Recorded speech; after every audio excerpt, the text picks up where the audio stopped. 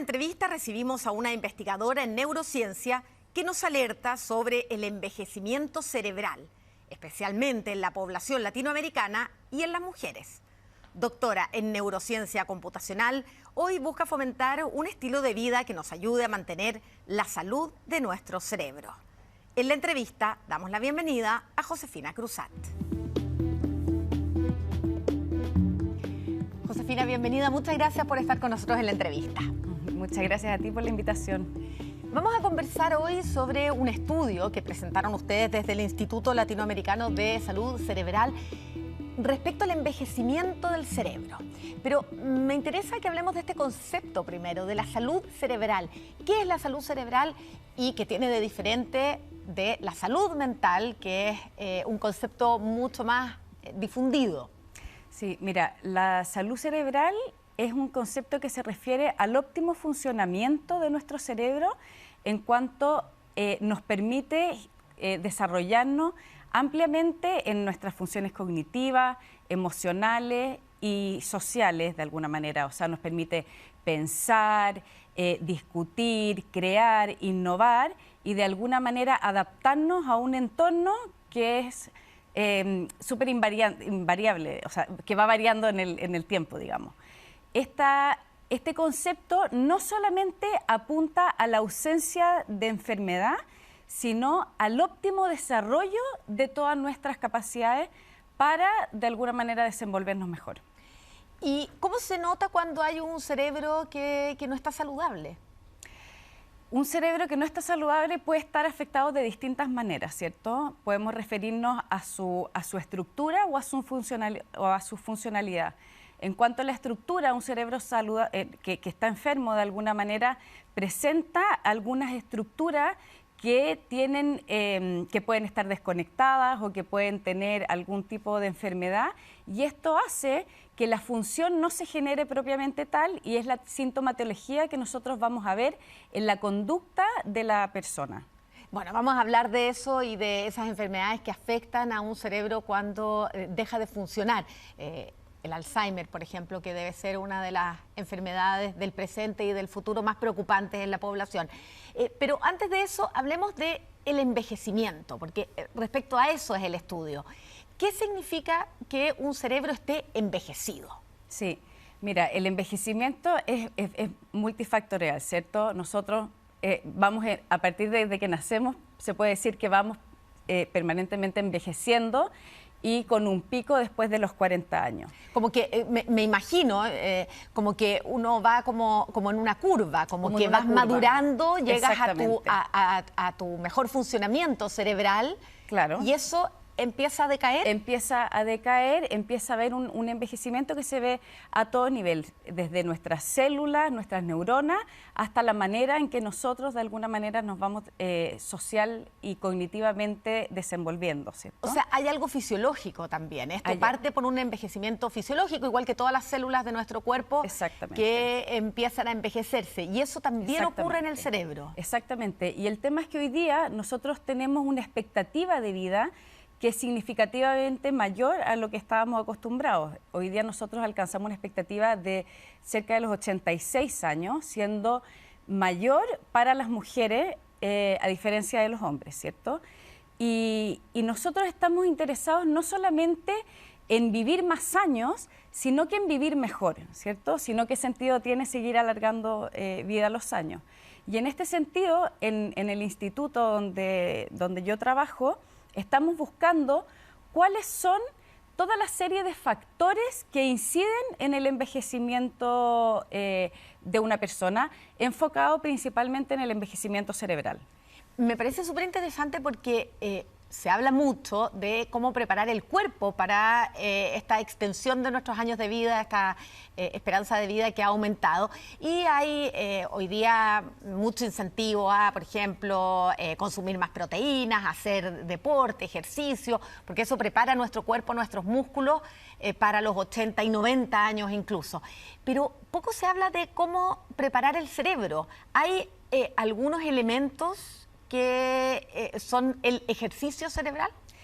De todas maneras, este está determinado por tres tipos de factores. Por supuesto que vamos a tener factores biológicos, vamos a tener factores sociales o del entorno que nosotros tenemos, y tenemos factores que van a depender del estilo de vida que cada persona lleva. En cuanto a los factores más biológicos y genéticos, tenemos algunos que son modificables y otros que no, pero de alguna manera vienen un poquito más dados, ¿cierto? Pero se van a ir modulando a través de la vida.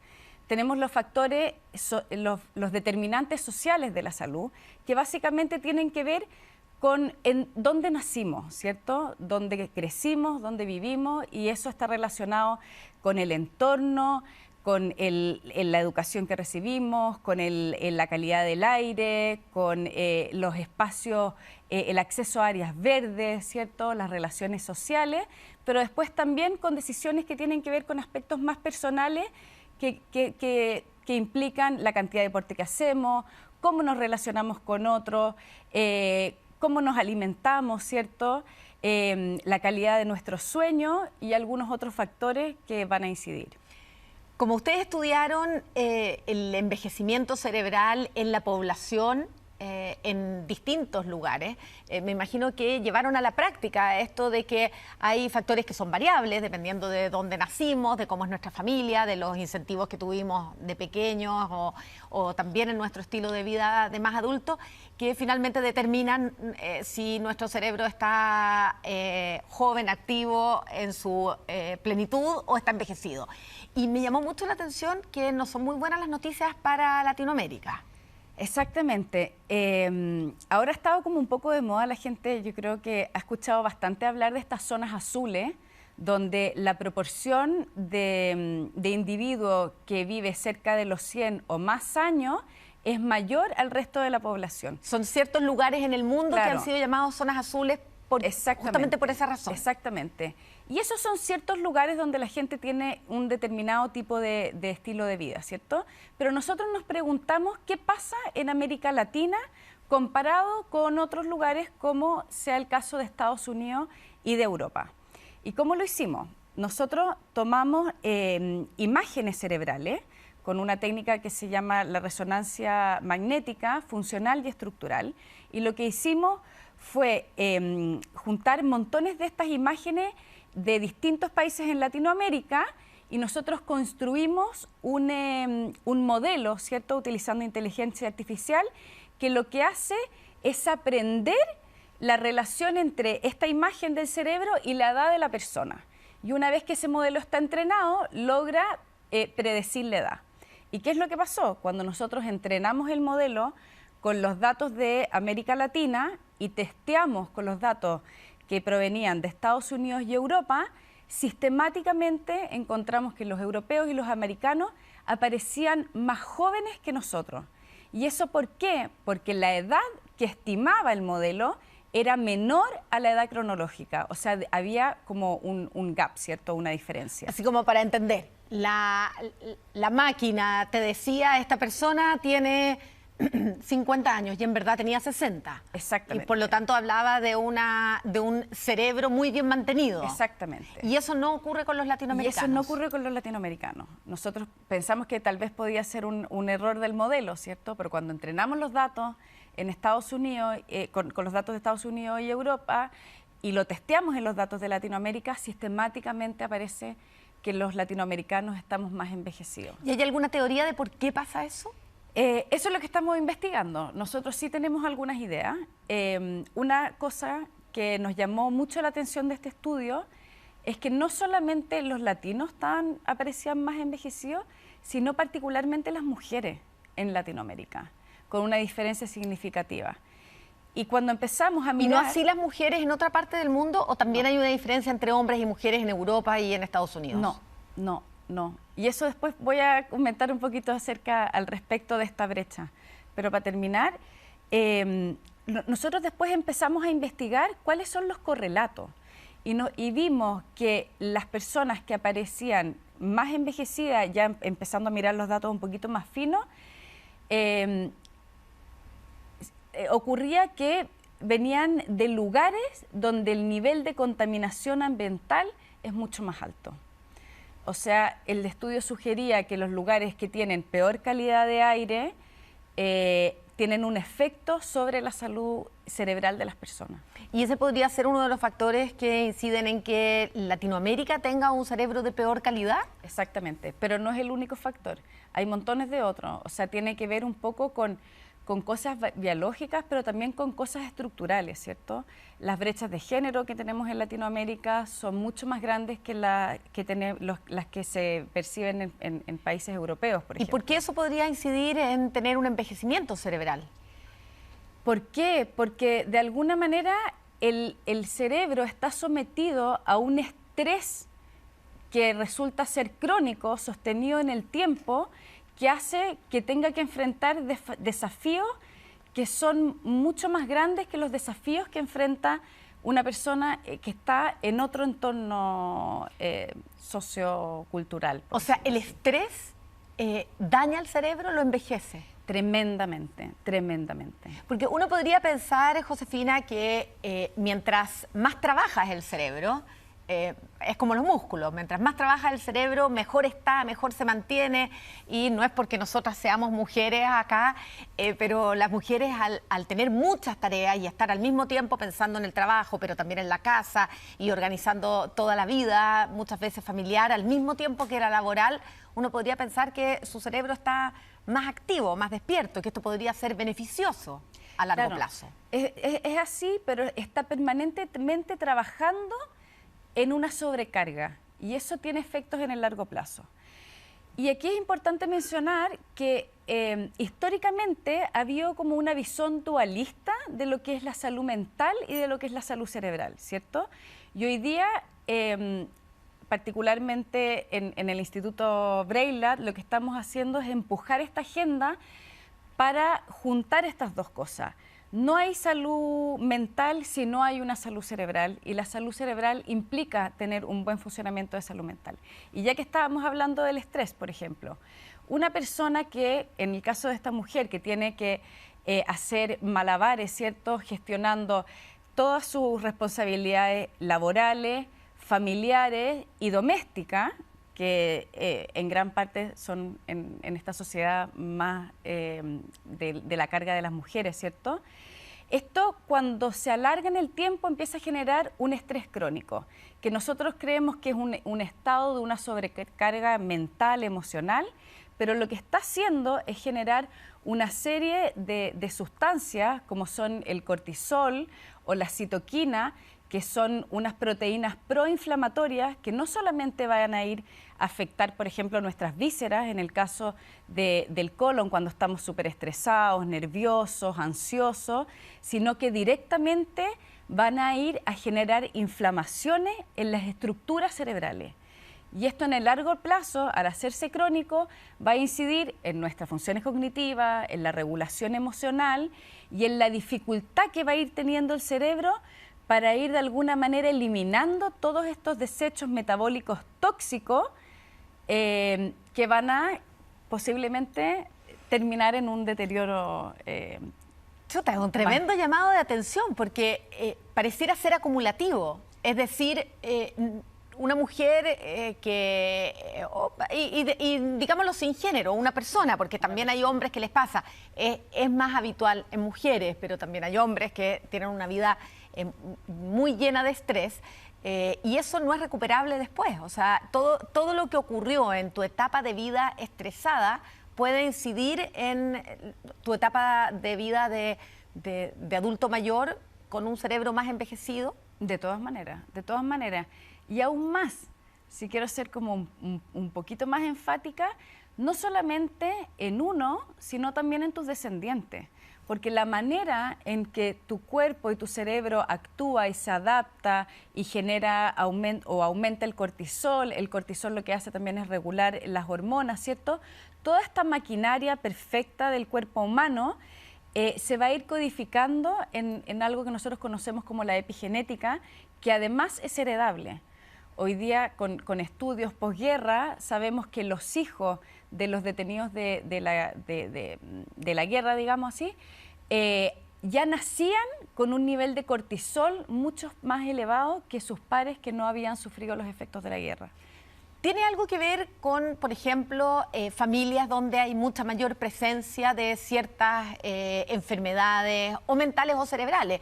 O familias donde hay mucho Alzheimer, por ejemplo, donde uno, y lo digo además por la mía, donde uno tiene un tío, una tía, una abuela, una bisabuela, entonces uno dice, en mi familia hay mucho Alzheimer. ¿Ese factor también incide directamente en que lo podamos haber heredado las otras generaciones? Totalmente. Ahí en el caso particular del Alzheimer tenemos los componentes más genéticos y los componentes, estos epigenéticos que estaba mencionando, que tienen que ver con el estilo de vida.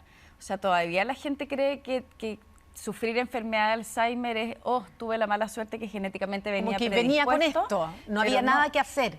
Hoy día sabemos que el 40% de los casos de Alzheimer solamente y únicamente se relacionan con factores de vida que son modificables de alguna manera. ¿Se puede prevenir? Se podría prevenir, de todas maneras. ¿Y será por todos estos factores que hay más incidencia de Alzheimer en mujeres? Sí, totalmente. Y además las mujeres también tienen la particularidad de que hay un rol importante en esto que juegan las hormonas femeninas. Y sobre todo en una etapa muy crítica y bastante invisibilizada, que es el tema de la menopausia, donde hay una baja significativa de los estrógenos y particularmente de una hormona que es el estradiol, que no solamente está involucrada en temas reproductores, sino que directamente afecta a la neuroplasticidad, afecta a la comunicación neuronal e incluso lo que hace es empujar a las neuronas que éstas generen consumo de glucosa. Con lo cual, cuando hay una baja significativa de estradiol, las neuronas consumen menos glucosa y el cerebro de alguna manera empieza a estar más cansado. Por eso las mujeres manifiestan esta como niebla mental, errores, olvidos, ¿cierto? Se encuentran como mentalmente más cansadas y es que si no hay consumo de glucosa cerebral, por supuesto que va a ser un cerebro que está funcionando mucho más a media máquina, por decirlo. O sea, la culpa de todos esos síntomas están en el cerebro, no en el aparato reproductor, que es lo que uno asocia a menopausia. Totalmente. La menopausia tiene todas sus sintomatologías es neurológica y no de los ovarios, por decirlo. Y nombraste los estrógenos, el estradiol. Hay harta polémica respecto a los tratamientos con hormonas. Hay muchos médicos que recomiendan los tratamientos con hormonas justamente para suplir esos síntomas. Desde el punto de vista cerebral, ¿te parece que es saludable tratar de suplir esas falencias? Totalmente, totalmente. O sea, al menos a ese nivel, el tratamiento hormonal lo que hace no solamente mejora la función cognitiva, sino que además previene un montón de otras enfermedades como la osteoporosis, previene fractura, previene incidencia de cáncer y muchas otras, porque en el fondo el estrógeno está en todo lo que tiene que ver con la comunicación neuronal. ¿Y una menopausia mal llevada o no tratada puede incidir en un envejecimiento prematuro del cerebro? Por supuesto, porque cuando hay estos desbalances muy radicales, lo que hace es que empieza a haber una mayor acumulación de las placas beta-amiloides, que son las que se han asociado con enfermedad de Alzheimer, que no necesariamente van a desencadenar una enfermedad de Alzheimer, pero sí se encuentran asociadas y son desechos metabólicos que si no se van retirando oportunamente, lo que hacen es empezar a derivar en un deterioro a nivel de la estructura cerebral. ¿Crees que algún día habrá un remedio para el Alzheimer? Yo espero que más que un remedio para el Alzheimer, lleguemos a tener una comprensión tan profunda de la psicopatología que lleguemos a prevenirlo. Porque estoy convencida de que más que un tema genético, tiene que ver con procesos cardiometabólicos, inflamatorios y del estilo de vida que nosotros llevamos que deriva en ese tipo de degeneración. Bueno, y mientras esos estudios se profundizan, porque ya han comenzado, pero mientras llegan a una conclusión final, ¿qué acciones podemos tomar nosotros? ¿Qué elementos del estilo de vida son preventivos para tener para evitar este envejecimiento cerebral? Genial. Voy a empezar por los personales. porque esto tiene implicancias para la persona, pero también para las sociedades e incluso para las economías. A nivel personal, uno de los factores principales que tenemos que cuidar es toda la salud del corazón, todo lo que tiene que ver con lo cardiometabólico, ¿cierto? Controlar el colesterol, la tensión arterial, el nivel de azúcar en la sangre, ¿cierto? Porque todo lo que tiene que ver con cardiovascular tiene una mucho mayor predisposición a generar una enfermedad neurodegenerativa, no solamente un tipo de demencia. Eso por una parte. El ejercicio físico, tremendamente importante. Sacamos un estudio hace poco en que nosotros investigamos qué nivel de actividad física era necesaria para prevenir la muerte o las enfermedades de distintos tipos. Y nosotros descubrimos que el patrón de actividad es el weekend warrior, que se llama, que es el guerrero de fin de semana. Basta con hacer actividad un día a la semana de intensidad leve a moderada para que los efectos de cuidado y prevención del deterioro cognitivo sean significativos. O sea, no nos tenemos que matar 4 veces a la semana, todos los días, basta para con que lo hagamos un día a la semana. Y por eso estas políticas que están haciendo de hacer gimnasia en los parques, en las plazas, cerrar las calles para que la gente salga los domingos, ya con ese tipo de actividad generamos lo favorecemos. Después tenemos la alimentación, clave, una alimentación que tiene que ser rica en proteínas, en minerales, en vitaminas, en ácidos grasos saludables, ¿cierto? En omega y variada. Nos sirve si, oye, yo como súper saludable todos los días lechuga. Es una alimentación súper pobre. Necesitamos comer todos los colores de alguna manera y acorde también a la edad y a la estación. Claro, difícil con el estilo de vida que estamos llevando. La mayoría de la gente come algo a la pasada, a la hora del almuerzo, mucha comida rápida porque es más barata. Exacto. Es difícil pedir una alimentación tan variada y tan nutrida porque, bueno, está difícil en el estilo de vida que estamos llevando. Sí, pero ir haciendo pocos pasos. Tampoco se trata de que un día a otro cambiemos todo, pero que al menos vayamos concientizando y se empiecen a generar cambios que tal vez pueden verse el impacto en las próximas generaciones. Después tenemos todo el cuidado de la salud mental, prevenir los factores estresores que generan ansiedad, la depresión, ¿cierto? Buscar espacios sociales de distensión, de autocuidado, ¿cierto? Que de alguna manera nos mantengan saludables. Después tenemos el sueño, que es crítico. El sueño es fundamental, es el momento del día en el cual nosotros consolidamos toda la información, consolidamos los recuerdos, consolidamos los aprendizajes. Sin sueño no hay una función cognitiva óptima y además es el momento donde ocurre toda la limpieza de los desechos metabólicos que se van generando en nuestro cerebro. Y esto en las distintas etapas de la vida, ¿cuáles son los factores de riesgo, por ejemplo, en los niños, en los adolescentes?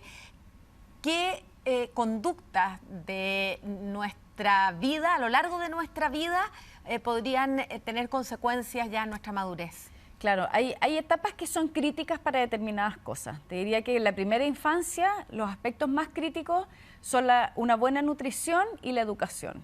Con esas dos cosas vamos a tener más o menos esa etapa más cubierta. Cuando entramos a la etapa de la adolescencia, hay otros factores que empiezan a entrar en juego que tienen que ver con el consumo de alcohol, el abuso de sustancias, el tabaquismo, que influye directamente en toda la actividad cardiovascular, ¿cierto? Las relaciones sociales, y así en cada momento como de la adultez se van haciendo más críticos unos u otros. Cerca de los 40 la actividad física empieza a tomar una mayor importancia porque empieza a decaer un poco como toda la riqueza de nuestros músculos, nuestros huesos empiezan a absorber menos calcio, se empiezan a ser más frágiles, con lo cual el ejercicio físico cobra una importancia mayor. Y en etapas más tardías te diré que las relaciones sociales, sobre todo en los adultos mayores, que dejan de trabajar, los hijos se han ido de la casa, algunos de ellos quedan viudos, y cuando dejan de trabajar pierden esa actividad como cognitiva, social, de relaciones, se aíslan y de alguna manera eso duplica el riesgo de generar alguna enfermedad psicológica o neurodegenerativa. Muy importante mantener esa vida social también activa, buscar otras actividades si es que la vida laboral ya terminó. Y José, en todo esto que hemos estado conversando, el objetivo final es llegar a tener una buena calidad de vida en un mundo que a veces decíamos no nos ayuda. ¿Qué pasa con el uso de la inteligencia artificial, de las pantallas, de la tecnología? ¿Es una ayuda o a largo plazo lo ves como una amenaza a nuestra salud mental? Mira, súper buena la pregunta. Yo creo que sin duda es una ayuda, pero lo que está pasando a nivel de salud cerebral con estos cambios tecnológicos tan drásticos es que las habilidades que se están requiriendo de las personas son habilidades que son netamente humanas y no pasa por el conocimiento per se, por ejemplo, ¿cierto? ¿Qué pasa? Que hoy día la tecnología y la inteligencia artificial está levantando montones de puestos de trabajo porque está siendo muy óptima, ¿cierto? Algunas cosas las hace mejor que el humano, claro, pero otras no. Pero otras no. Y esas justamente son las que tenemos que incentivar en la población, que tiene que ver con la toma de decisiones, con la resiliencia, adaptarse, resolver problemas complejos, ser creativo, ser innovador, ¿cierto? Y este incentivo tiene que ser no solamente personal, sino que tú hablabas de cómo esto incide en la economía de un país o en la productividad de una empresa. Absolutamente. La salud cerebral deriva a un concepto que hoy día está cada día más de moda, lo van a empezar a escuchar, que es el capital cerebral, que es como el valor económico y la riqueza que se genera a partir de las habilidades propiamente humanas. Incluso hay quienes están empezando a impulsar esta idea, que en vez de estar permanentemente fijados en el Producto Interno Bruto, ¿cierto?, empecemos a fijarnos en aumentar el capital cerebral de nuestras naciones, porque esto ya no tiene que ver con la salud individual, sino que tiene que ver en el global con las capacidades que yo tengo de la población y en nuestro caso de Chile, ¿cierto? Un muy buen llamado de atención, empezar a enfocarnos también en esta salud cerebral, porque no solamente incide en nuestro futuro, en nuestra calidad de vida, sino también como país, como sociedad, puede tener un costo muy alto el abandonar nuestra salud cerebral y salud mental. Josefina, muchas gracias por esta conversación. Muchas gracias a ti. Que estés muy bien. Gracias, igual.